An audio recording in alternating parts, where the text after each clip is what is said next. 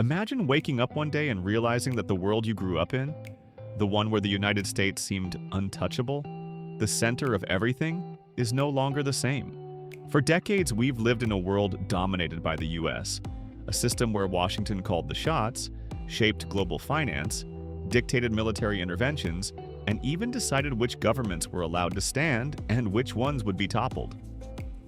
But here's the thing. That unipolar moment, as historians call it, is fading right before our eyes. And what's taking its place is something far more complex, far more interesting. A multipolar world where power is shared, contested, and balanced among many different centers. Now, before we dive in, let me pause and ask a little favor. If you find this topic as fascinating as I do, go ahead and hit that like button and share this video with your friends. It really helps spread the word and keeps discussions like this alive. So how did we get here? For decades, the US acted like the world's referee, sometimes even like the world's policeman, intervening in faraway conflicts, imposing sanctions left and right, and creating global institutions that, let's be honest, worked very well for America and its closest allies. But here's the twist. Over time, those very same strategies started to backfire. Instead of dividing its rivals, US pressure often united them. Look at China, Russia, Iran, and even India. At one point, Washington probably assumed these nations were too different, too divided, or too competitive to come together.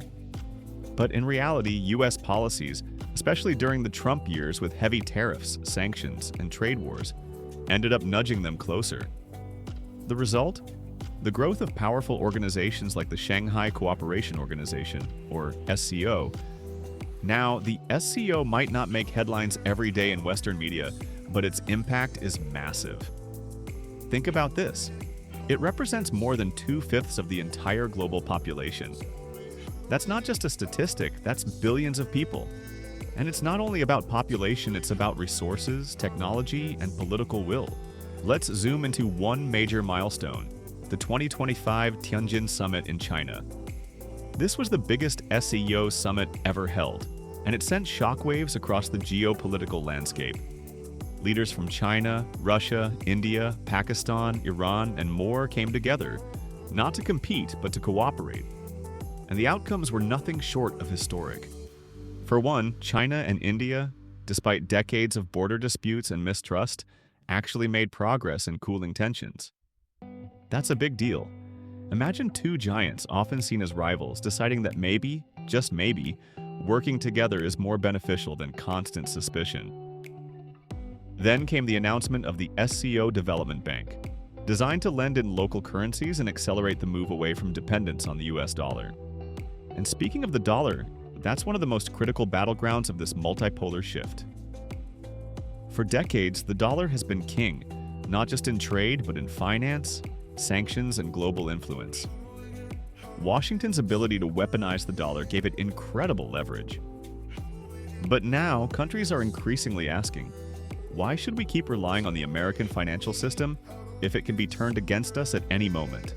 That's why at the summit, Iran's president pitched the idea of a multilateral currency fund, local currency settlements, and even the use of central bank digital currencies. Think about it. If major economies start trading oil, gas, or technology without the dollar, that's not just an economic change. That's a seismic shift in world power. And this isn't happening in a vacuum. Alongside the SCO, we have BRICS expanding, the Global South becoming more assertive, and the call for reforming global institutions like the UN and the IMF getting louder. These aren't fringe demands anymore, they're mainstream among the majority of the world's nations. Now here's something worth reflecting on. US strategy has long been about divide and conquer, making sure no unified bloc in Eurasia could rise to challenge it. But ironically, those very efforts, tariffs on India, sanctions on Russia, tech wars with China, have been the glue pushing these nations together. Even US analysts and think tanks are starting to admit it. And there's almost a humorous side to it.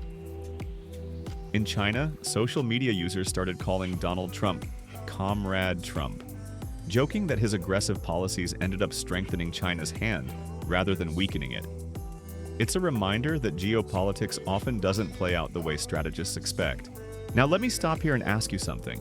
How do you feel about this shift from a US-led world to one where many powers are rising?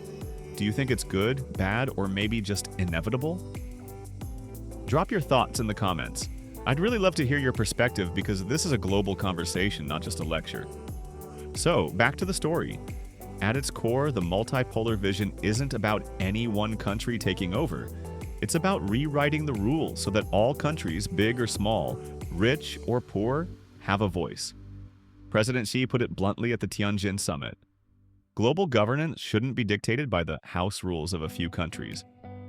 That resonates deeply with nations in Africa, Latin America, and Asia who have long felt sidelined. What's more, the SCO's philosophy, something they call the Shanghai spirit, is built on mutual trust, equality, and respect for civilizational diversity. Whether they'll fully live up to those ideals is, of course, a fair question. But the vision itself is compelling. A world where cooperation, not coercion, is the standard. And beyond politics, let's not forget technology.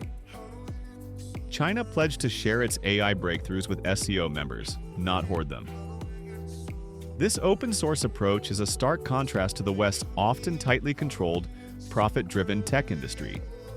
Whether it plays out as promised or not, it signals a willingness to think differently about innovation and development.